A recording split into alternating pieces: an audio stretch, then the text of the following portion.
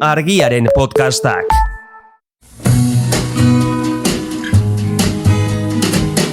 Don't know much about history. Don't know much biology. Don't know much about... Hau, oroimen histerikoa da. Historia diren istorioek txoratzen gaituztenon podcasta. But I do know that I love you. And I know that if you love me too, what a wonderful world this would be.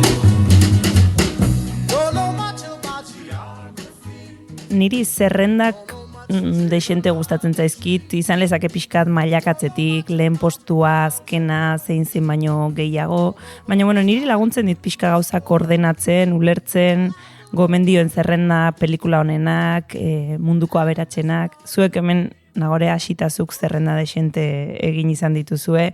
Ez dakit kasu honetan fasistenaren zerrenda egin halko genuken, eta gaur ezote ginaken nahiko top 3an ibiliko. Bai, esango nuke baiet. Top 3, bai. Fascista premiuma aukeratzekotan, ez? Lehengo astean Mussolini, ez? Aitzindaria aukeratu genuen, bai. Baino gaur, nik uste fascista gorena, ez? Izan daitekena, historikoki. Eta da Adolf Hitler.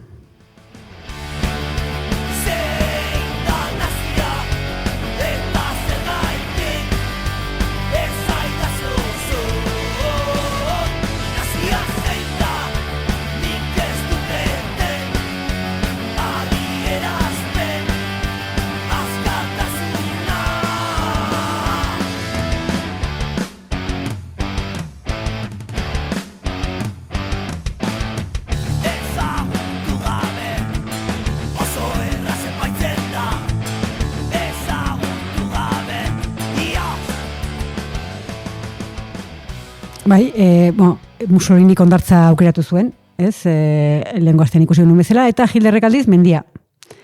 Eta mendia, alpeak zehazki, Hitlerren oporlekoa eta bigarren etxea Berghof izeneko egurrezko etxe, ez? Alpetar kutsuko etxea izan zen. Obersalzbergen zegoena, Bavariar alpeetan, Alemanian, eta 1924an alokatu zuen lehenengoz, eta 1922an erosi egin zuen etxea. Mussolini esan genuen, agian, ez, bersioetako batek diola, bila Mussolini erosteko aukera izan zuela, Fortuna dizkarian idatzeko artikulu bat zeuden truke, ez? Eta esaten dutenez, Hitlerrek erosi ahal izan zuen etxe hau, Berghof etxea, Mein Kampf, bere liburu ezaguna, ez, saltzeagatik, ez? Baina, zenbat ordaintzen zieten hauei gauza hauek egiteagatik? Ez dakit, baina... Beste aitzakiren batekin edo beste arrazoiren batekin, baina pixkat, ez dakit. Oso sinizgarriak egiten zaizkidan. Kasu honetan esan beharra dago, 32an oraindik etzela boterera, ez, iritsi, 33an irabaziko zituen hauteskundeak. Beraz, agian, ez, Mussolinitarrek bere garaian 1934an bere bila erosteko egin zuten presioa, ez dakit zenbateraino egingo zuen. Baina, kontua da, etxe erosi zuela, bere bigarren etxea zela esan dugu, baina 1936tik aurrera Eva Braunen eta bere aizparen, Gretel Braunen aizpen bizileku iraunkorra izan zen. Bueno, aprobetxatu zuen orduan, etzuen, bere alde, etzuen bigarren etxe bizitza bezala ibili denbora guztian, ez? Bai. Hitlerrek ez zituen bi etxe. Zituen, bintzat, ez, bigarren etxe hori, beste batzuentzat, ez, bi aizpentzat izan zen etxe iraunkorra, ez, lehen etxea. Bai, azkenekoz, esan dugu 24an lehengoz, eta azkenekoz, handiko 20 urtera egon zen Hitler Berghofen, zehazki, 1944ko urriaren 16an alde egin zuen handik, eta handikan gutxira badakigu, hilko zela, Berlinen. 20 urte haietan, etxean inguruan bunkerrak eta bestelako egiturak eraikitzen joan ziren, segurtasuna hobetzeko, ez? Bazpare. Hori da. Baina, 1945ko apirilaren 25an, Royal Air Force Britainiarrak etxea bombardatu zuen. Hor ja neko kalte eragin zituen horrek, baina handik egun gutxira SS-ak ja erretiratu zirenean, etxea errezuten, froga alik eta gutxien eta usteko. Eta maiatzaren 4an, tropa aliatuak iritsi, eta geratzen zen arpurra edo arpilatu zuten. Beraz ez da ezer geratzen. Oandikan geratzen zen zerbait, baina azkenean 1953an 1191 tona lehergailu erabili zituzten Berghof guztiz suntsitzeko. Guztiz suntsitu nahi zuten, Bai. Eta bertan turistak eta batez ere nostalgikoak, bildu zitezen saiesteko, ez? Aurreko saioan esan genuena, ez? Faxistak ez daitezen leku batean eta bereien gurtzagune batean bildu. Hori da. Beraz, Berghof ezin da bisitatu, ez? Egia da, lurre azpiko bunker batzuk oraindik geratzen dira, eta horiek bisitatu daitezkela, baina besterik ez. Ni saiatu naiz interneten jartzen ikusteko Mussoliniren bezala, aberta, azaltze zitzaidan bakarra zen Hitlerrek nazientzako eraikitako alako opor etxe marinador bat. Basikamente, baina bere etxea etzaita gertu. Badaude argazki gutxi batzuk geratzen dira, ikustea alpetar estiloko etxe, leku polita, mendian, handik gertu bailara berean, eta gaina bisitatu daiteke, Klestein House izeneko etxe badago, eraikin berezi bat, Arranoren abia izenez ezagunagoa, eta da, esan dugu, bailara berean, baina pixkat altuago, ia 1000 metrotara eraiki zuten egitura hau, Berghof 1000 metroko altitudean dago gutxi gora bera. Arranoren abi hau, berez ingeniaritza obra ikusgarria da, igogailu bat egin zioten, ez da gizema kilometrotako bidea egin behar izan zuten, ze oso ez galduan dago, eta alderdi nazional sozialistako oparitu zion Hitlerri, barkatu. Opari. Berak sortutako alderdiak oparitu zion. Autopariak egin behar dira. Hori da. Ez? Hori orain asko hitz egiten da horretaz. Baina ez dut uste oso autoparia zenik, ze Führerra apenas joaten zen, etxe hartara zitzaion gustatzen. Berghofen geratzen zen. Eta beraz, Arranoren abia bisitatu daiteke, baina Berghof ez. Eta baina geratzen zaigu nola baitere Hitlerren oporretxea bisitatzeko beste modu bat, eta hori da Eva Braun bere ez. Maitale, emazte izan zen ordu gutxitan, uste suizidatu baino ordu bat emazte, eskondu ziren simbolikoki bunkerrean zeudela. Nika honekien. Ze polita, azkenean saio politak eta dena galdituko zaizkigu, fasistei buruz hitzketan. Kontua da, Hitlerren maitaleak edo Eva Braunek, alegia, etxe hartako irudia desente hartu zituen, argazkia asko egin zituen, eta bideo batzuk ere grabatu zituen, eta argazki eta bideoietan ikus daiteke Hitler, hoi baino, pixater lasatuago, lasaiago, txakurrekin jolasean.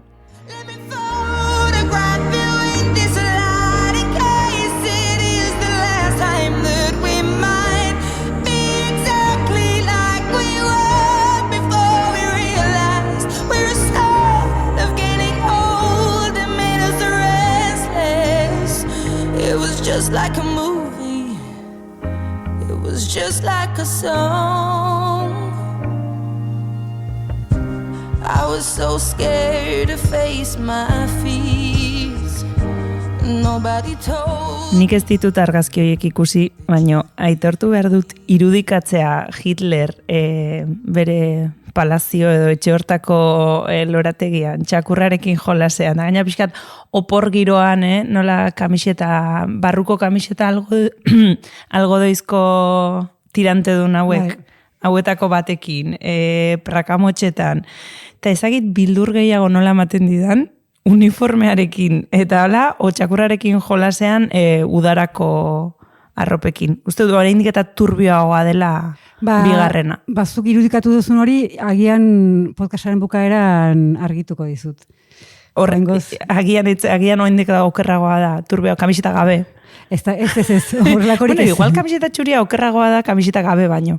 Kamiseta txuri horiek, segun hor jazten dituen, nahiko fascistak, ez? Ez dakit fascista diren, bai, ez da?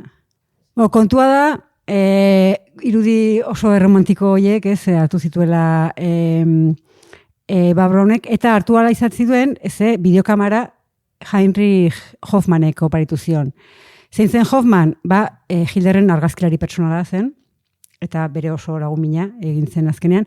Eta Hoffmanek urte batzu lehenago Eva Gaztea kontratatu zuen bere negozioan laguntzaile moduan. Eta hain zuzen Hoffmanen bidez ezagutu ziren Adolf eta Eva. Esan beharra dago, Adolf Hitlerrek orduan 40 urte inguru zituela eta Eva Braunek 17. Bueno, horrutziko dugu. Maitasuna. Hori da. Maitasuna deitzen zaio. Egia da, Hitlerri beste gauza larriagoak deporatzen dizkiotela. Hau ja, imaginatu, hau gelditzen badaia txikikerian. Hori da. Eta Hoffmanek, besteak beste, Hitlerren babesaz, ez? Bere negozioa handitzea lortu zuen, eta gaur egun oraindik argazki gintzan, ez? Argazki albunetan bereziki, marka ezaguna da. Nere amak egiten ditu, oporren albunak, programa bat, eta Hoffmanak. Hoffmanak bihurtu dira ja izen propio bat, ez? Produktu baten izena. Egin duzu Hoffmana. Hori, izan zen Heinrich Hoffman edo Eva Braun eta Adolf Hitler juntatu zituen Kupidoa. Bai. Baina esan behar dago, Hoffman ez dela naziekin lotura izan duen marka ezagun bakarra. Eta orain, zuk zerrenda maite dituzu, zerrenda bat botako dugu. Eskerrik asko nagore, eskerrik asko. Baina zerrenda hortan dauden batematek amorru pixkate emanten dite. Ikusiko dugu. Bai. Kotxea zu badaukazu? Bai. Ze markakoa? Citroena. Vale. Libratu naiz. Zerrenda aldetik, bai. Agian beste zerrendaren batean egongo da. Bai, Volkswagen eta Porsche buruz hitz egingo dugu, ze hirugarren Reicharen motorizatzeko sortuak izan ziren, biak. Eta Ferdinand Porsche beak estuki koloratu zuen erregimenarekin. Eta gainera, bai Porsche eta bai Volkswagen fabrikek eskulan behartua erabili zuten. Hortarako, kotxeekin jarraituz, BMW-ak. Ez daukat. Nik ere. Kasualitatea. Arriako artikuluek hortarako ere ziate ematen. Ez euda kotxea eta ez BMW-a. Igo beharko ditugu tarifak. Hori, BMW-ek ere eskulan behartu erabili zuen eta Luftwaffeerako hegazki motorrak ere egin zituen. Bayer, aspirina. Bai. Aspirinako izteaz gain. Hartu izan ditut. Baino, aspirinak ekoizteaz gain, gasgan beretan erabilitako Ziklon B gasa, ez? Hau fuertea da, Bai. Oso fuertea da. Bai. Bueno, industria farmazetikoaren etika, egia esan, ez da oso, ez? Eredugarria, esan dezagun. Beste marka batzuk, Siemens eta Bosch. Labadorak ere ez dira libratzen. Hauek ere, eskulan behartua aprobetxatu ziren. Eta, orain dator igual zuri mina ematen dizuna edo ez? Zuri, eta... Bueno, mina. Ez dakit, kuriosa iruditzen zai gaur egun marka hau zerrekin lotzen den edo ze jendek ibiltzen duen, eta berez marka honen atzean zema gauza dauden, baina zu kontatuko duzu, baina... Bai, nik podcast hau entzungo dezu, ez ikusiko, baina promoan ikusten badezue, nik Adidas ikusi. Jartzen duen, kamiseta eder bat jantzi dut, girotzeko pixka podcast hau. Eta ez du patrozinatzen Adidasek, saioa, bazpare? Ez. Adidas eta Puma dira urrengo markak, Adidas ezagunagoa, Puma ere neko ezaguna. Berez, marka hauen jatorrian daudenak dira Dassler ranei zapatagileak, ez? Dassler raneiak, eta besteak beste Wehrmachterako bota militarrak egin zituzten, eta armen ekoizpenean ere aritu ziren, bai. Zaten genuen kuriosa dela markena, ze gaur egun, esango dugu gaur egun Adidasek ez dela nazia izatea bakarrik, sionismoarekin ere, loturak badituela, baina aldi berean, iraultzaileenek, gazte iraultzaileenek jazten dituzten arropak ere, ez? Jekasiko gaztea gaur egun Adidas markako arropekin ikusten dira. Gara, gabiltza, jendea. Bai, hori da, baina, eta zure autoa Volkswagen baldin bada ere, ez? Azkenean marka hauek Alemaniakoak ziren danak, ez? Eta orduan batzuk lotura estuagoa izango zuten, ez, regimenarekin, eta beste batzuk, zirkustantziak, ez? Bai. Behartu zituen gauza horiek egitera, hau da, nire, ez, gobernu hasieran demokratikoa, ez, Hitlerrek hauteskundeak irabazitulako, hau egiten du, eta hau agintzen dit, eta hau egingo dut.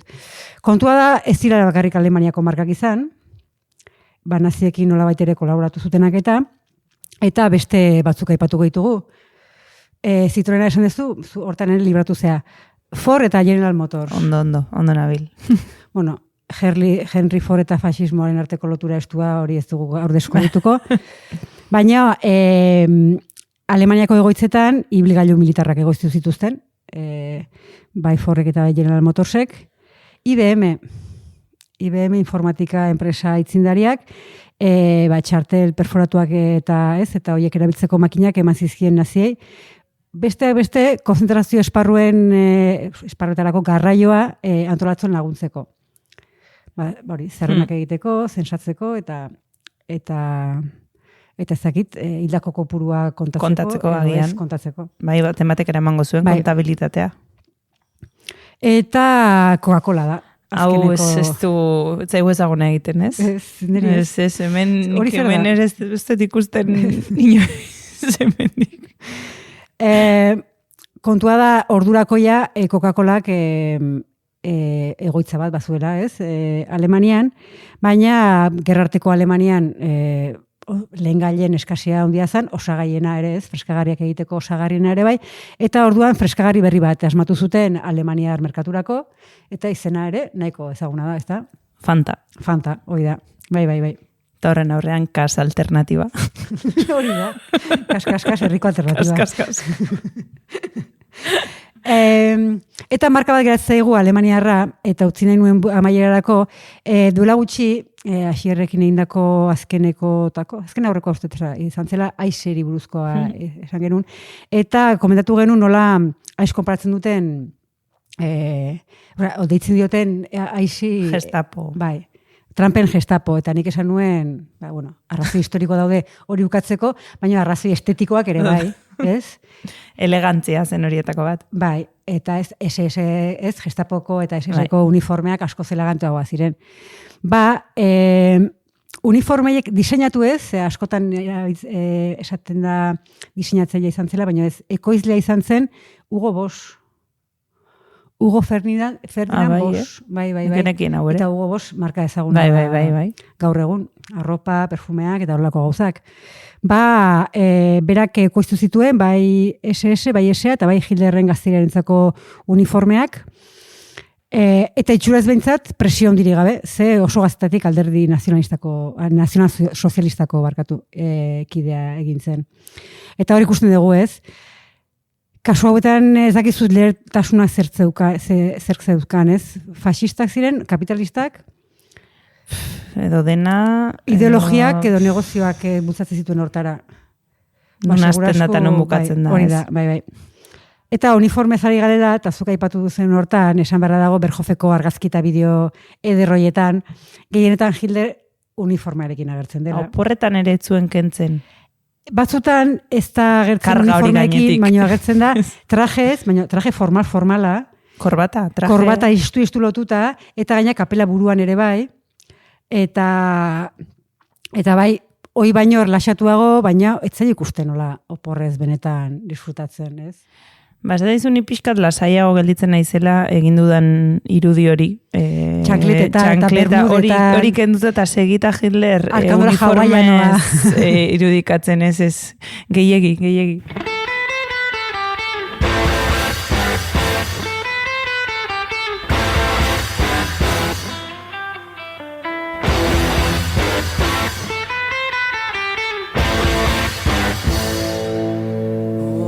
I smell a rat. Oh, I think I smell a rat.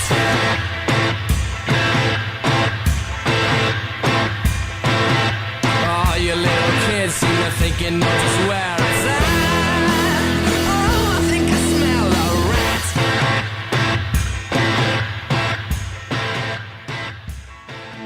rat. Argiaren podcastak. Podcast hau libre eta doan zabaldezakegu argiaren komunitatea osatzen duten milaka lagunek proiektua diruz babesten dutelako. Zuk ere kazetaritza independentea babestu nahi baduzu, egin argiako kide.